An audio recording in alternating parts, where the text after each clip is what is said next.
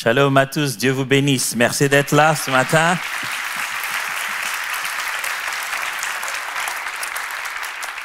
Comment allez-vous ce matin? Vous êtes éblouis par le Seigneur, n'est-ce pas? Je suis très content d'être là ce matin. Je bénis Dieu, je dis merci au pasteur Yvan, à toute l'équipe et à tous les pasteurs. Vous en avez des pasteurs ici et ils sont fantastiques, vraiment. Je dis merci beaucoup. Ce matin, je voudrais partager avec vous sur un thème, je l'espère, qui va parler réellement à nos cœurs. Le thème est juste « Grandissons ensemble, une condition pour l'héritage ». Je ne suis pas allé vraiment chercher loin. Grandissons ensemble. Alors, j'aimerais qu'à la fin de cet échange, vous sortiez d'ici avec un cœur tellement passionné de pouvoir croître spirituellement. Parce que votre vie n'est pas censée se limiter là où vous êtes. Et le plan de Dieu, c'est que vous deveniez meilleur et vous grandissiez. Lisons ça dans Galates chapitre 4 à partir du premier verset. Galates chapitre 4 à partir du premier verset. Écoutez ce que Paul dit. Illustrant ce que je veux dire. Voilà, ça commence un peu comme ça parce qu'il vient de dire beaucoup de choses. Il vient d'expliquer la loi et la grâce en montant que la loi était un pédagogue et la grâce était vraiment ce qui devait venir. Alors, il veut appuyer ce qu'il expliquait par un exemple. Il dit, illustrant ce que je veux dire. Aussi longtemps que l'héritier est un enfant, il ne se distingue en rien d'un esclave, bien qu'il soit le propriétaire de tout le patrimoine. Il reste soumis à l'autorité du tuteur et d'intendant jusqu'au temps fixé par le père, par son père. Nous aussi, lorsque nous étions des enfants, nous étions de même asservis aux principes élémentaires qui régissent la vie dans ce monde. Mais lorsque le moment fixé par Dieu est arrivé, il a envoyé son fils né d'une femme et placé par sa naissance sous le régime de la loi pour libérer ceux qui étaient soumis à ce régime. Il nous a ainsi permis d'être adoptés par Dieu comme ses fils. Puisque vous êtes bien ses fils, Dieu a envoyé dans nos cœurs l'esprit de son fils qui crie « Abba », c'est-à-dire « Père ». Ainsi donc, tu n'es plus esclave, mais fils. Et puisque tu es fils, tu es héritier des biens promis grâce à Dieu. J'aimerais aujourd'hui que nous partagions sur l'importance et même la nécessité et plus le caractère incontournable de grandir spirituellement. Et on ne va pas se faire le choix de oui ou non, je dois grandir spirituellement. Non, on n'a pas le choix. Il faut grandir spirituellement. Quand on est enfant de Dieu, il est obligatoire de mûrir, d'ajouter plus dans notre façon de vivre avec le Seigneur, parce que c'est la condition pour hériter de ce qui est légalement déjà à nous. Christ, en mourant à la croix, nous a mis en position d'hériter des choses que notre Dieu, notre Père, nous a données. Mais Paul explique une chose importante ici. Il explique, d'un côté, vous avez un serviteur, et de l'autre côté, vous avez un enfant. Il utilise le mot esclave, carrément. Et de l'autre côté, vous avez l'enfant, l'héritier. Mais les deux sont face à une réalité. Il y a une chose devant eux, mais ils ne peuvent pas l'utiliser. Mais les deux, pas pour les mêmes raisons. Alors, moi, depuis un moment, pour des raisons de travail, j'habite au Canada et je bénis Dieu de travailler avec MCI. Mais avant, j'habitais à Kinshasa. Et par la grâce de Dieu, j'avais l'opportunité d'avoir des gens qui servent chez nous à la maison, qui nous aident à une chose ou une autre. Ou quelqu'un pour veiller à la porte. Et mon petit garçon, il aime bien conduire.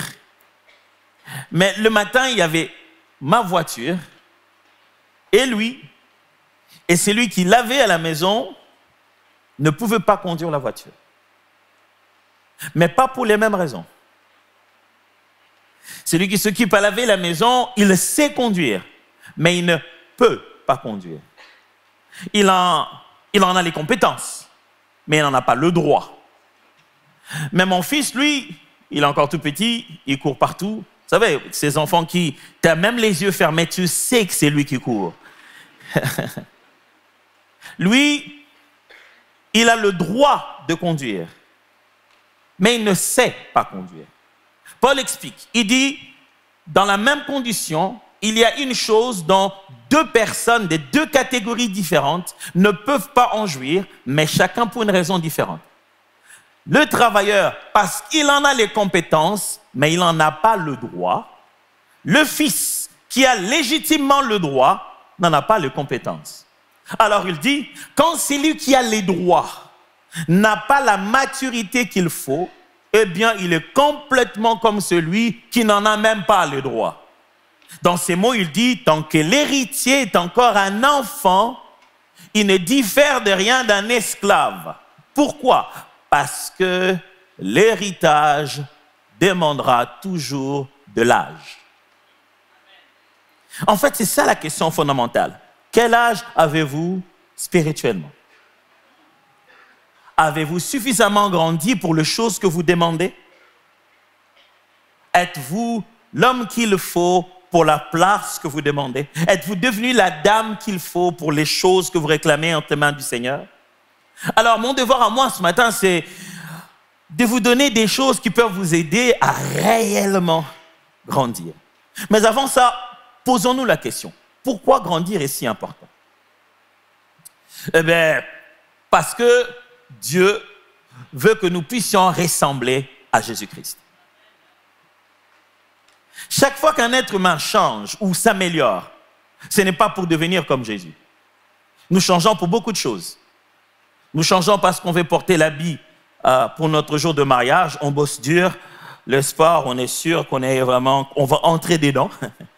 Nous changeons parce que le médecin a dit, si tu continues comme ça, tu ne vas pas survivre.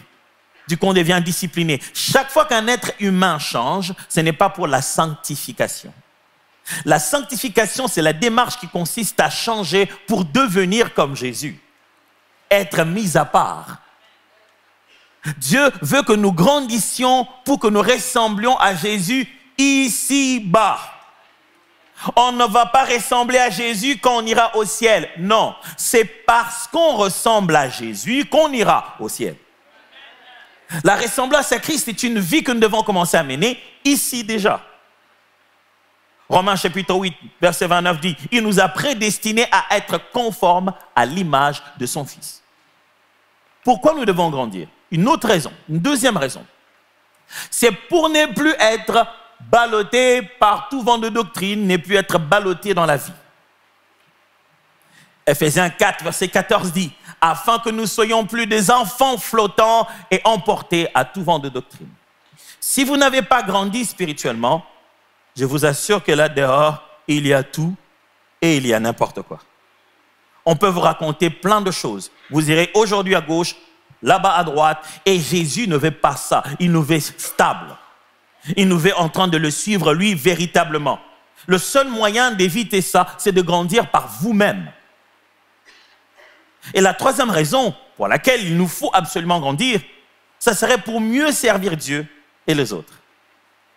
Quand vous grandissez spirituellement, vous apprenez à devenir un serviteur. Vous apprenez à être au service de Dieu. Parce qu'en fin de compte, l'utilité de la maturité, c'est l'utilité.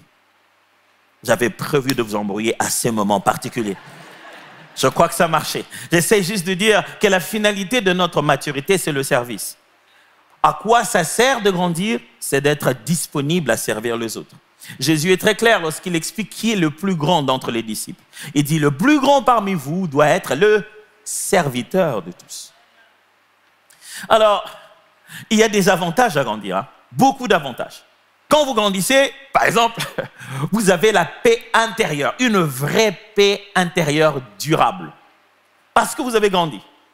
Vous ne réagissez plus n'importe comment.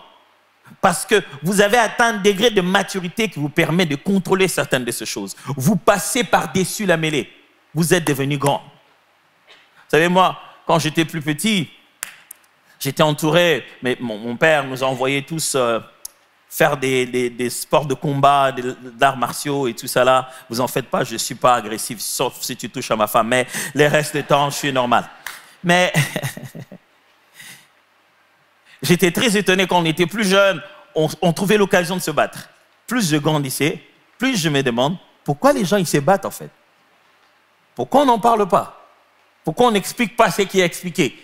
Je pense que la maturité vous fait sentir que certaines choses sont inutiles. Vous avez une sorte de maîtrise de soi, une sorte de paix à l'intérieur. Mais grandir, ça vous permet aussi d'avoir le discernement. Oh, le discernement. Je prie pour toujours avoir le discernement. Cette capacité de voir les choses au-delà de ce qu'elles semblent être.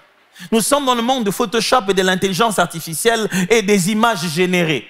Il y a des gens que vous voyez dans la société, ils vivent comme un AI, ils sont générés, ils ont des sentiments générés et des phrases à la GPT. Et on ne sait pas à l'intérieur de leur cœur, il y a quoi. Et pour ça, c'est en grandissant que vous avez la capacité de reconnaître les tombeaux blanchis, comme Jésus le disait. Parce qu'il y a bien des sourires avec un cœur empoisonnant. Et il y a bien des visages fâchés, mais qui sont de bonnes personnes.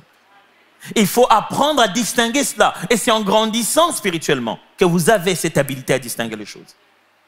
L'avantage de grandir, c'est aussi avoir l'autorité spirituelle. Quand vous grandissez dans les choses de Dieu, vous reconnaissez votre rang et vous savez comment l'exercer spirituellement. Un jour, les disciples n'arrivent pas à chasser un démon, ils disent à Jésus, mais on n'a pas pu. Pourquoi ça n'a pas marché cette fois-ci? Jésus, qui lui sait les choses qu'il faut savoir, leur dit, cette catégorie-là ne sort que par les jeûnes et la prière. Plus tard, quand ils grandissent, on sent les résultats changer. Mais l'avantage de grandir aussi, c'est avoir de l'intimité avec Dieu. Plus vous connaissez Dieu, plus vous approchez de lui différemment. Vous vous souvenez encore des gens qui sont devenus aujourd'hui vos meilleurs amis? La première fois que vous vous êtes rencontrés? Et comment vous les connaissez aujourd'hui? C'est drôle que les meilleures amitiés commencent toujours par des embrouilles. Hein? Ils se sont embrouillés avant, mais après ils sont devenus les meilleurs amis. Mais aujourd'hui, si vous dites que c'est votre ami intime, ça signifie quoi? Parce qu'il faut quand même définir ça. Vous savez, à l'église, on utilise beaucoup de mots par habitude. On a déjà trouvé ça à l'église, on sait quoi faire. Donc, on a nos mots qu'on aime utiliser à l'église. L'intimité avec Dieu, alléluia. Ça veut dire quoi? Et comme quand les conducteurs de louanges nous disent « Bien-aimés, nous allons élever le nom du Seigneur ». Vous avez constaté que quand on dit ça, les gens ils préfèrent plutôt élever les mains. Ils pensent qu'élever le nom du Seigneur, c'est élever les mains. Ça ne s'arrange pas quand ils ajoutent encore en disant « Bien-aimés, pendant ce moment, nous allons entrer en profondeur, nous allons plonger dans sa présence ». Imagine-toi que c'est la première fois que tu viens dans une église et tu ne sais pas ce qu'il faut faire. Et on dit qu'il faut plonger dans sa présence. Moi, en ce moment-là, j'ouvre les yeux, je regarde, qu'est-ce que le voisin va faire? Et il n'a rien fait.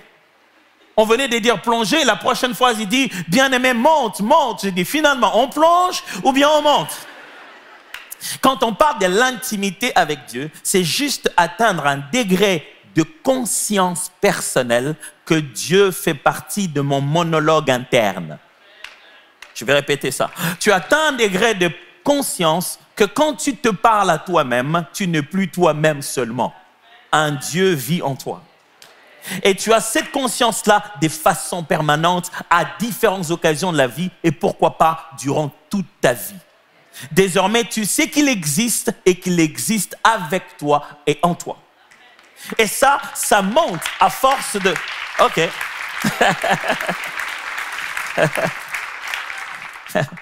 Ça monte à force justement de grandir. Plus tu grandis, plus tu comprends ça. Un autre avantage de grandir, c'est juste l'impact autour de soi. Quand on a grandi, on a des meilleurs résultats autour de soi-même. On sait communiquer aux autres. On sait apporter aux autres la foi. On sait les aider. Il y a l'impact, on obtient des fruits qui demeurent. On change des vies. Alors, je vous ai promis qu'avant de quitter ici, je devais absolument partager avec vous comment grandir. On parle de grandir, oui. On parle de devenir meilleur, oui, c'est bon. Mais on le fait comment? Il est important de grandir parce que sans ça, vous ne pouvez pas accéder à votre héritage. Mais on le fait comment? Je vais vous proposer une chose. Imaginez que je sois votre médecin, votre docteur du jour, et que je dois vous donner une ordonnance. Vous savez, on ne se pose pas souvent cette question. On va tout le temps à l'hôpital, mais les docteurs, lui, il est toujours en bonne santé. Comment il fait ça? Vous savez, on ne se pose même pas la question, aujourd'hui le docteur serait peut-être malade, je ne le trouverai pas. On ne s'imagine pas ça. On s'est dit, d'une certaine manière, les médecins, ils sont toujours en bonne santé. Comment ils font ça? Croyez-moi, s'il y a des gens qui ont peur d'une piqûre, je n'ose pas finir cette phrase, peut-être que Il y a mon médecin dans la salle, mais s'il y a des gens qui ont vraiment peur d'une piqûre. Non, en fait, en réalité, c'est qu'il y a ce que le médecin comprend, la place de la médecine préventive. Le médecin sait qu'il ne faut pas attendre de tomber malade. Il faut faire de son mieux pour ne pas tomber malade. Il essaie d'appliquer tous les conseils qu'il te donne après t'avoir consulté. Il essaie de faire de son mieux pour ne pas se retrouver dans ton état. Alors aujourd'hui, je vais peut-être être un médecin. Et je vais écrire une ordonnance de 15 points sur comment tu peux grandir, en le mettant en 5 points, multiplié par 3 indications pratiques à chaque point. Alors, est-ce que vous êtes prêts à prendre l'ordonnance? J'aimerais quand même vous faire faire ces vœux ici. J'aimerais que vous puissiez me promettre d'appliquer ce que je vais vous dire. C'est important de le faire. Pour quelle raison? Parce que bien de choses, nous disons à la chair, après les gens s'en vont sélectionner. Si vous sélectionnez certains cachets, que vous prenez et d'autres vous ne prenez pas, ne vous plaignez pas du résultat. Si vous dites que ça c'est amer, je préfère ça, je vous assure que demain je serai en bonne santé comme médecin et vous vous plaindrez que moi je suis en bonne santé. Et pourquoi vous n'êtes pas en bonne santé? Alors, est-ce que je veux donner quand même ces médicaments? Vous êtes d'accord? Vous êtes prêts? Alors, on va écrire la prescription d'aujourd'hui. Moi, je signerai en bas de la page. Première chose, comment grandir? On le fait comment? Voilà, c'est pas spécial. Hein? Comment grandir? On grandit par la parole de Dieu. Premièrement, la parole de Dieu. Bon, on pensait qu'il allait dire un truc spécial. La parole de Dieu. N'est-ce pas la Bible qui dit dans 1 Pierre chapitre 2 verset 2 « Désirez comme des enfants nouveau-nés les laits spirituels et purs afin que vous, à part lui, vous croissiez. » Le lait spirituel nous permet de grandir et ce lait spirituel, c'est la parole de Dieu. Comme des enfants nouveau-nés, on doit aimer les Saintes Écritures. Par la parole de Dieu, on devient meilleur. C'est elle qui nous fait grandir. Mais pratiquement, on fait quoi, pasteur? Tu nous as promis de la pratique. Ok, pratiquement, voici la première des choses que je vous propose à faire. Soyez intentionnels. Apprenez à lire et écouter la parole de Dieu. Je vais répéter ça. Vous voulez devenir bon dans la croissance par la parole de Dieu? Première chose, lisez et écoutez. Ou même, lisez ou écoutez. Pour quelle raison? Une des choses qui fatigue les gens dans la méditation de la parole, c'est le fait de pouvoir lire. C'est dit, je dois lire, je dois cliquer, je dois tourner les pages. Combien tournent encore les pages? Aujourd'hui, si je vous demandais de lever vos Bibles, vous allez lever vos téléphones à la place. Aujourd'hui, on ne parle plus de ouvrons nos Bibles, on dit cliquons nos Bibles et déroulons jusqu'à Matthieu. La technologie a changé. Mais écoutez-moi très bien, frères et sœurs. La Bible n'est pas censée nécessairement être lue, elle peut être entendue. Pourquoi? Parce que si la Bible ne doit absolument être lue, donc la religion ou la foi chrétienne devient exclusive seulement à ceux qui savent lire. Tous ceux qui sont illettrés ne peuvent pas devenir chrétiens. Pourtant, face à cette réalité, ma petite vie de missionnaire m'a permis de comprendre que face à cette réalité, on a rencontré des peuples qui ont des langues qui n'écrivent pas. Ce sont des langues, mais des langues qui ne s'écrivent pas. On les parle, mais on n'a aucun moyen de les écrire. On a mis sur point quelque chose qu'on appelle OBT, Oral Bible Translation, qui a pour but d'apprendre à traduire une Bible que par l'oral. Il y a des langues sur la terre, les gens les parlent, mais ils ne savent pas l'écrire. Ils ne savent donc pas lire la Bible. La seule chose que l'on fait, on fait un effort pour que quelqu'un d'autre traduise parce qu'il connaît la langue que l'on est en train de lire. Lui, il traduit à l'oral et on l'enregistre. Du coup, tout le monde peut entendre la parole de Dieu. Et c'est beau de voir ces peuples se mettre dans un coin avec une radio, ils cliquent, ils écoutent la parole de Dieu. Chaque matin, quand vous vous dites « je vais lire », eux ils disent « je vais écouter ». Mes amis, nous serons jugés vraiment sévèrement. Nous qui sommes à l'époque de MP3, MP4, MP14, tout ce que vous voulez, nous avons tous les moyens, des meilleurs moyens d'être en contact avec la parole de Dieu. Et nous sommes en train de nous en éloigner de plus en plus. Alors, vous n'aurez pas toujours le temps de cliquer quand vous êtes au volant. Laissez la parole de Dieu jouer quand vous êtes en train de conduire. Écoutez la parole de Dieu pendant que vous êtes en cuisine. Laissez-vous imbiber dans les Saintes Écritures. Plongez-y dedans pleinement.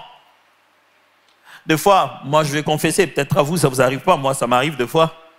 À un moment où je m'attends le moins, au moment où je suis en train de faire autre chose, je suis sur le point de sortir une musique dans ma bouche et je me rends compte que, oh, c'est pas une musique chrétienne, je ne sais pas où est-ce que j'ai eu ça. Je crois que je l'ai eu quelque part à l'aéroport pendant que j'étais en train de rien faire. Vous savez, ces genres de musique qui nous entrent comme ça dans le subconscient, parce que ça joue en arrière-plan de quelque chose. Et si votre arrière-plan était fait de la parole de Dieu?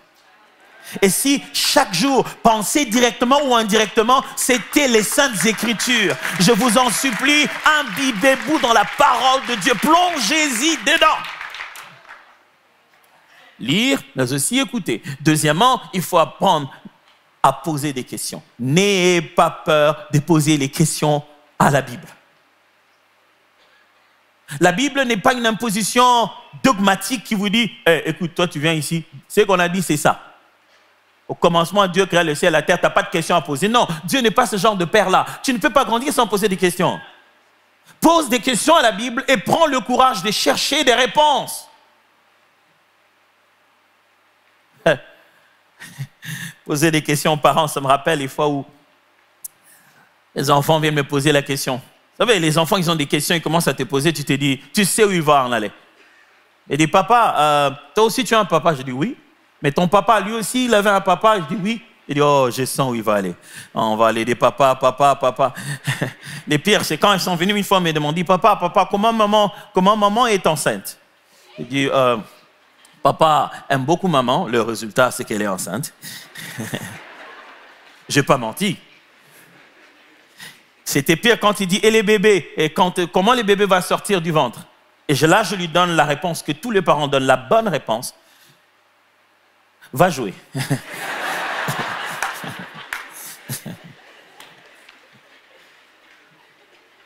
Dieu n'est pas comme ça. Il ne te dit pas, pourquoi tu me poses des questions sur Pierre? Ça n'a rien à voir avec moi. Non. Si quelque chose te dérange sur les Écritures, tu ne l'as pas saisi, pose des questions. Et tu auras des questions à chaque degré de ta maturité. Parce que la parole de Dieu est inépuisable. C'est comme ça que tu grandis. Si tu n'oses pas poser des questions, tu ne vas pas grandir. Troisième chose à faire, rejoins les groupes de l'Église qui sont faits pour la croissance spirituelle. Il y a études bibliques, rejoins ce groupe-là. Si nous sommes une église comme ça, vous n'allez pas grandir à force de venir le dimanche seulement. Non. Retrouvez-vous quelque part, vous pouvez lire la parole de Dieu avec les autres. Ah, je me souviendrai toujours de ça. Un jour, on a fait une étude biblique, c'était parmi les premières fois que je fasse l'étude biblique. Ça fait longtemps. Et l'ami qui dirigeait la méditation nous a amené à la transfiguration de Jésus. Et là, il y a le mot foulon.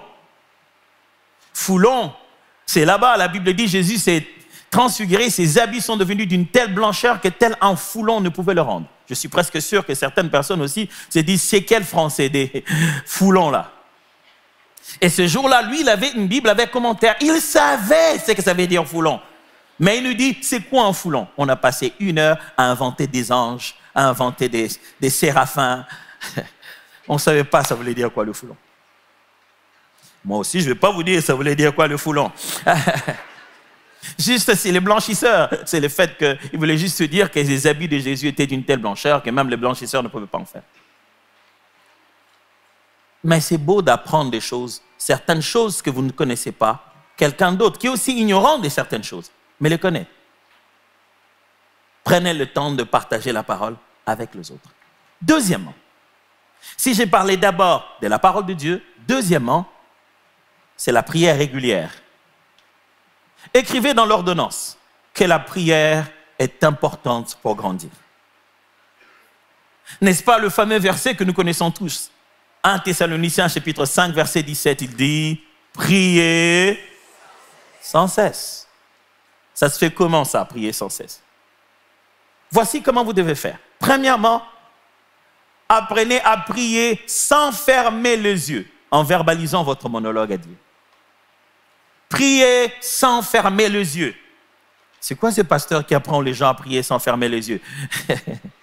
Je vais juste te dire ceci. Ne vous plongez pas dans une telle religion où vous pensez que prière rime avec fermer les yeux. Ne pensez pas que chaque fois, pour que Dieu vous écoute, vos yeux doivent être fermés. Non. Si vous voulez apprendre à prier, la meilleure façon de faire au début de votre foi, pour prendre un bon élan, faites de votre dialogue là.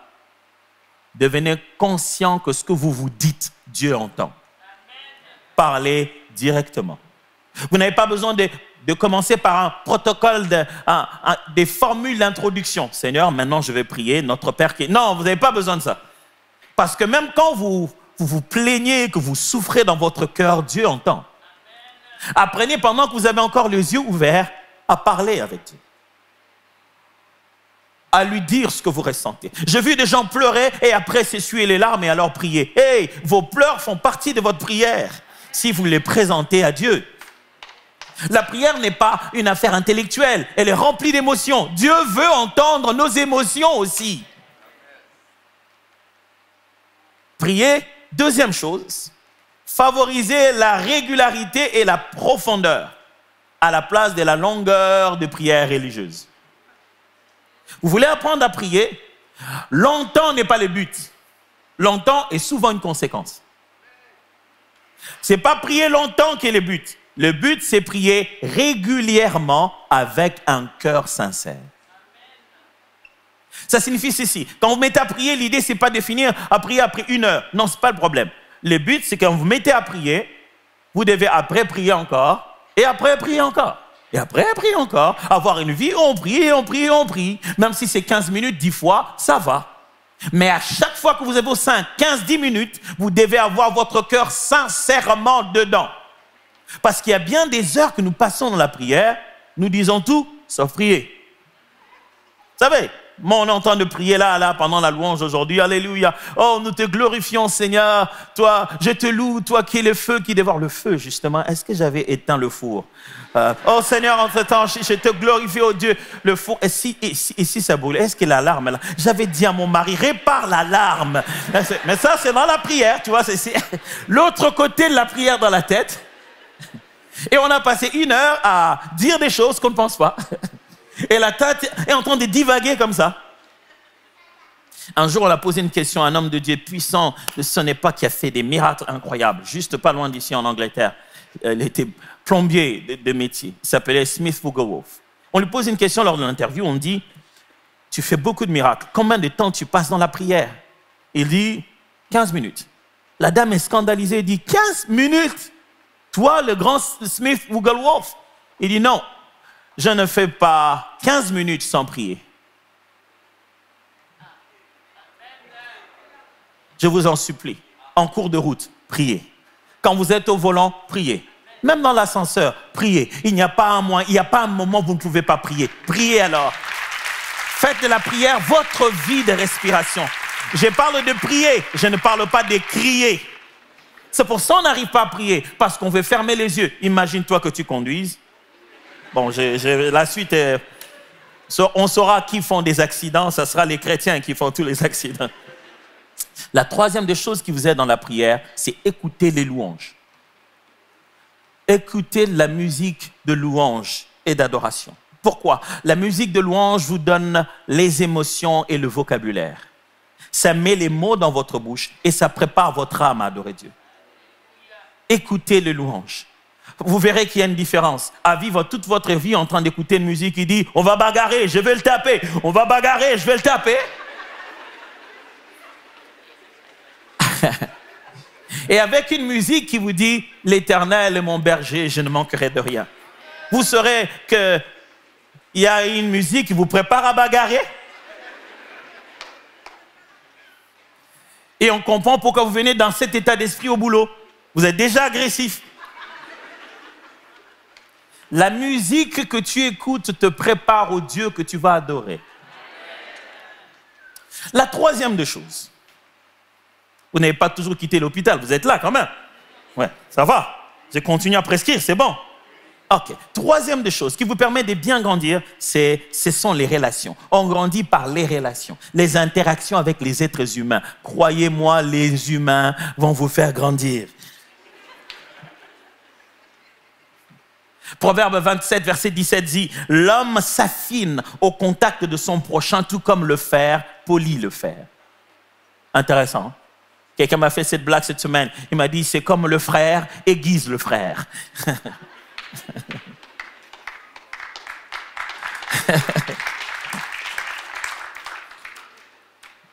Nous devenons meilleurs par le caractère de l'autre qui aiguise le nôtre. À force de rester avec les autres, ils nous font grandir. Qu'est-ce qu'il faut faire alors? Engage-toi dans un groupe à l'église. Le fait de venir partir et ne jamais avoir rien à faire t'empêche d'avoir l'opportunité de tester si oui ou non tu es devenu chrétien. Être chrétien à ton propre standard, c'est une chose. Être chrétien au standard collectif, c'en est une autre. C'est dire que non, moi je suis chrétien, oh non, c'est parce que tu n'as jamais travaillé dans la louange. Tu te dis, non, moi je suis chrétien, oh, tu n'as jamais été protocole. Quand tu montes la place à quelqu'un et qu'il passe tout bonnement sans rien voir de ta main, tu commences à te demander si tu as le fruit de l'esprit. Hein? Mais pas seulement dans le milieu chrétien. Deuxièmement, servez dans la communauté. L'interaction avec les autres vous change. Ça éprouve si ce que vous avez médité ce matin, vous êtes capable de l'appliquer. Et des fois, ce n'est pas à l'église. À l'église, on est tous là, alléluia, gloire à Dieu. C'est là dehors, avec des non-chrétiens qui n'ont rien à faire que tu aies une Bible. Avez-vous déjà constaté que des fois, vous avez des gens que vous tentez d'aider et ils sont plus insolents encore? C'est comme s'ils font tout pour que vous ne puissiez pas les aider. Ça va vous briser, je vous assure. Vous allez vous rendre compte si Matthieu chapitre je ne sais pas quoi est réellement réel en vous. Et la troisième chose qui va vous aider, sachez-le très bien, que les relations familiales et conjugales sont une école de Dieu. Ça, c'est un langage pastoral. Je vous l'ai dit en meilleur langage. Dieu vous a donné cette femme pour qu'elle vous énerve. Je vais le formuler autrement. Dieu vous a donné ce mari pour que vous ayez envie de l'égorger. Mais que malgré ça, vous continuez à vivre ensemble. Les conjointes que Dieu nous donne sont des moyens d'éprouver notre caractère. Dieu sait que les gens que nous aimons sont la meilleure école pour nous changer. Ces enfants, surtout quand ils deviennent des ados, il y a comme un esprit d'ado. Je ne sais pas ce quoi c'est. Quelqu'un a dit, les petits-enfants, les grands-parents sont heureux avec les petits-enfants parce que les petits-enfants, c'est la bénédiction des pères qui n'ont pas tué leurs enfants quand ils étaient ados. Ce mari que vous avez, cette femme que vous avez, ces enfants que vous avez, ces personnes que vous aimez sont là pour être une école de Dieu, pour bien vous essorer et vous faire grandir. Ce n'est pas pour rien qu'ils montent à l'étage, ils voient des choses à débarrasser, mais ils sautent, ils montent quand même. C'est une histoire d'hommes, ils sont comme ça. Et toi, ça te fait. Mais pourquoi? L'amour est patient.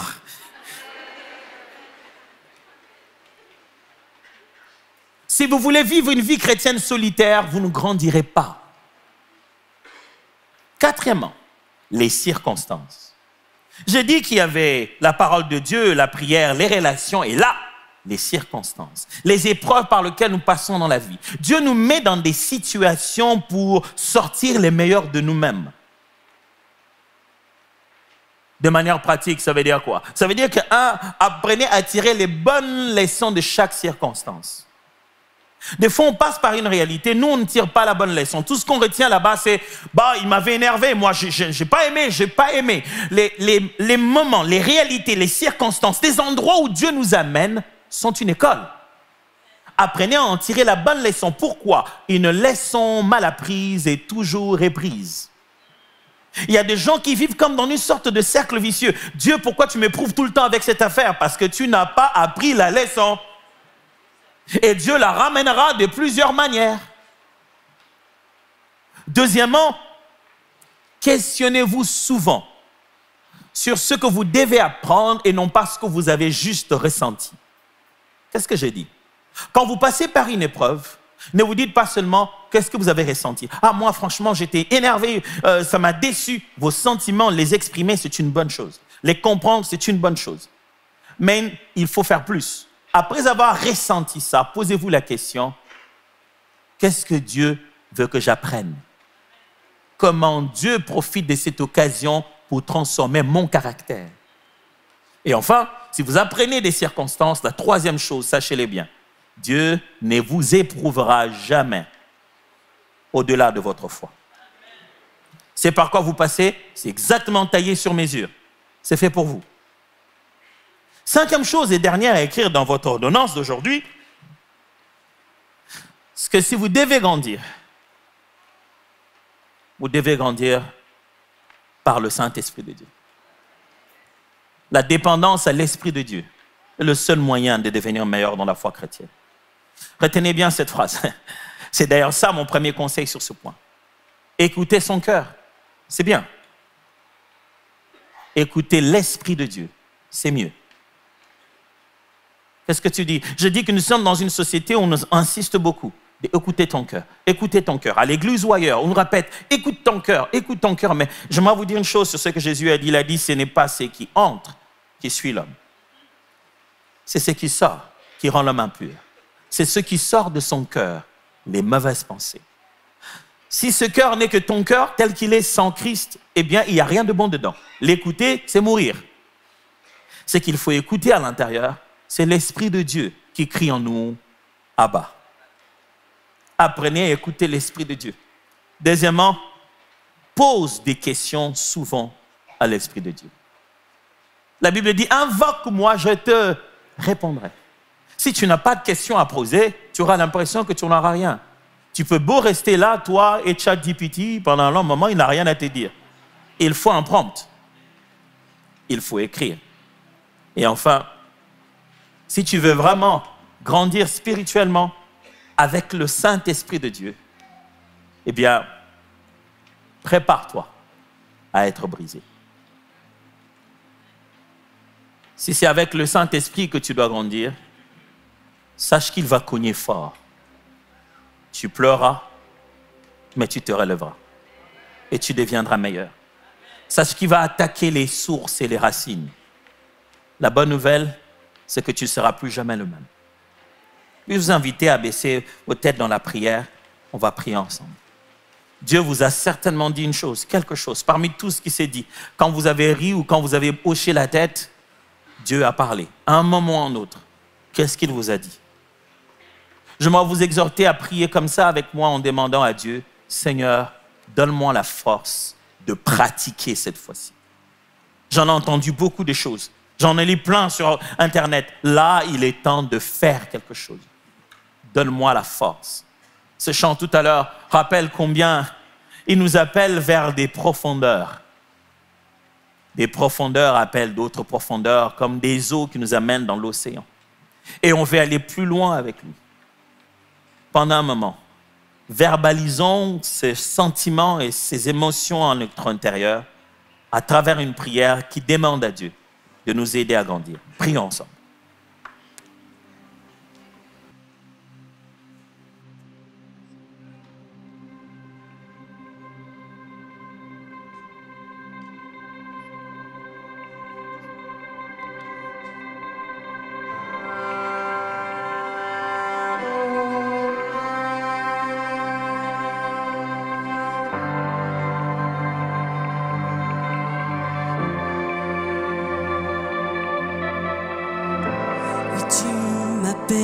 Par-delà des eaux, dans l'inconnu, aucun appui. Et tu te révèles dans ce mystère, dans l'abîme, ma foi demeure.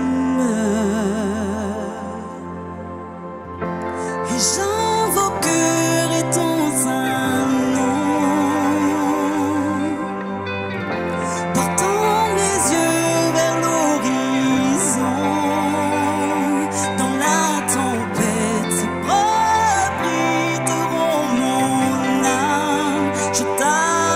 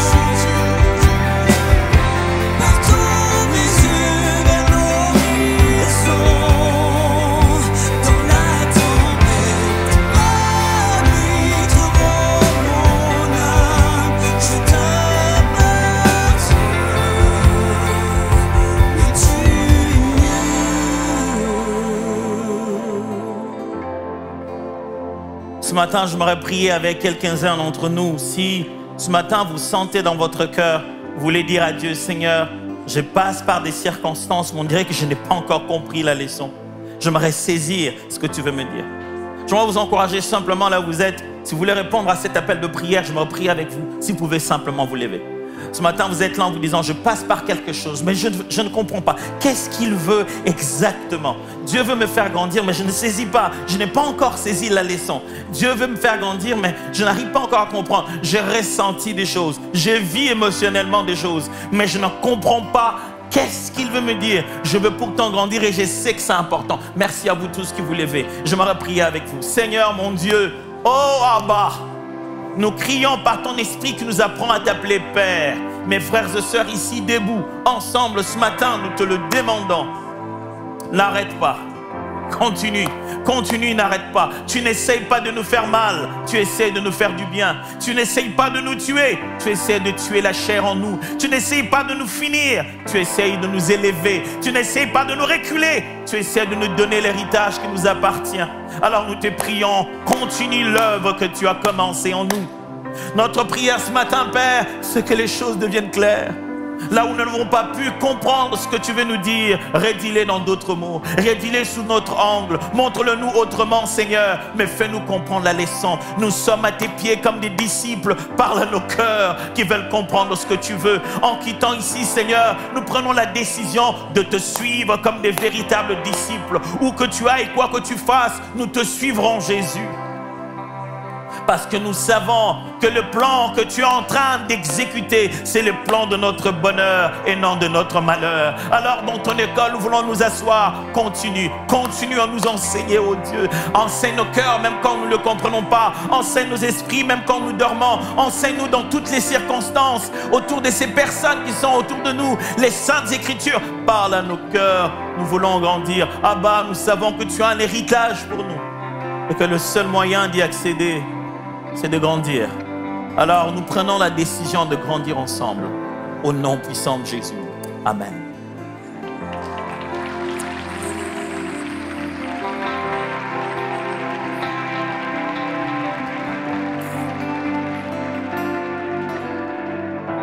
Saint-Esprit, repousse les limites de ma foi. Apprends-moi à marcher sur l'eau. Peu importe où tu m'appelles, conduis-moi plus loin que je n'oserais m'avancer. Et ma foi sera fortifiée dans la présence de mon Sauveur. Saint-Esprit, repousse les limites de ma foi. Apprends-moi à marcher sur l'eau.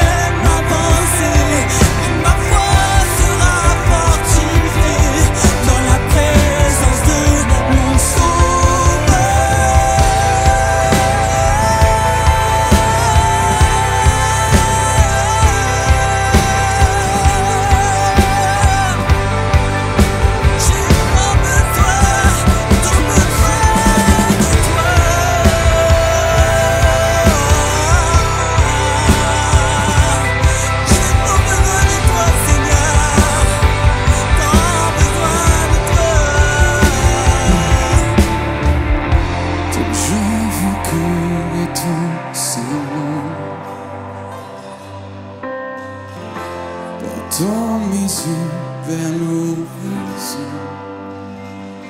Dans la tempête, tes bras abriteront mon âme. Je t'appartiens et tu es mien. Oh,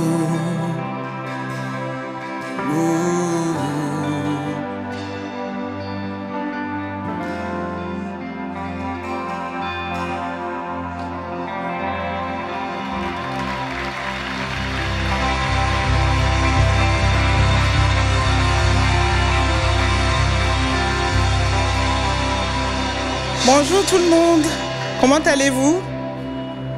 C'est la fin du mois et je suis là pour vous présenter les offrandes. Vous avez trouvé sur les chaises des enveloppes comme celle-là. On enchaîne direct hein. Et ça fait du bien d'enchaîner. On est dans la présence du Saint-Esprit. Asseyez-vous. Les annonces, pour ceux qui ont besoin de la prière, vous pourrez vous diriger sur votre gauche, donc sur votre droite qui est sur ma gauche, et pour qu'on puisse prier pour vous. Et pour ceux qui ont besoin des prières en ligne, vous pouvez taper prière@églisemeka.fr. Et je vous dirai quoi? Quand on écoute un message comme celui-ci, on se demande, mais comment Seigneur, tu veux me faire grandir? Le Seigneur m'a donné de grandir au fil des années, au fil du temps, avec lui, avec le Saint-Esprit. Et il avait mis, je dirais, cette prière dans mon âme. Et sans cesse, dans la tempête, mon âme disait, ma prière c'était, mon âme bénit l'Éternel. Que tout ce qui est en moi bénisse son saint nom. Mon âme bénit l'Éternel. Et aujourd'hui, devant vous, pour ceux qui traversent les situations difficiles, qui ne comprennent rien, ils ne voient pas où ils vont. Bénissez l'Éternel. Lui, il sait, il voit. Je veux aussi bénir l'Éternel aujourd'hui. Pourquoi? Parce que pas plus tard que mercredi dernier, ma petite sœur était en voiture. Les freins ont lâché. Une voiture neuve, plus de freins. Et bien avant, le Seigneur m'avait prévenu. J'étais en train de prier, je me lève le matin et je dis, Seigneur, je ne comprends pas, qu'est-ce que tu veux me dire? Qu'est-ce que tu veux me dire? Je ne comprenais pas. Mais j'ai juste dit une chose, Jésus, je plonge toute ma famille dans ton sang et je sais que ta protection est infaillible. Mercredi soir, on a un voice où ma petite sœur nous dit, vous aurez entendu que moi et les enfants, nous étions passés. L'Éternel n'a pas permis ça et mon âme vient le bénir. Tout ce qui est en moi vient le bénir encore une fois de plus. C'est pour encourager les larmes. Moi, je le disais, ma sœur, je le disais avec des larmes avant. Il a séché les larmes. Parce qu'il y a un demain avec Jésus. Mais il faut juste s'accrocher. Il faut juste s'accrocher. Pour ceux qui auront besoin des notes du message du pasteur, il y a un QR code qui va s'afficher. Et vous pourrez le flasher et avoir les notes.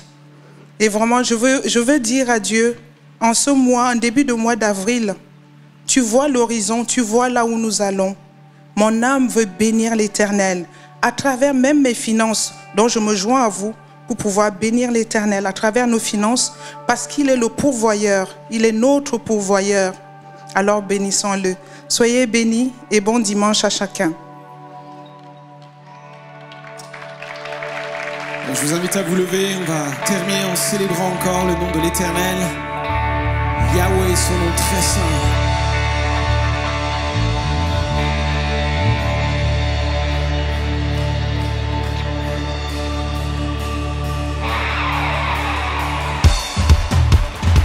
Yeah.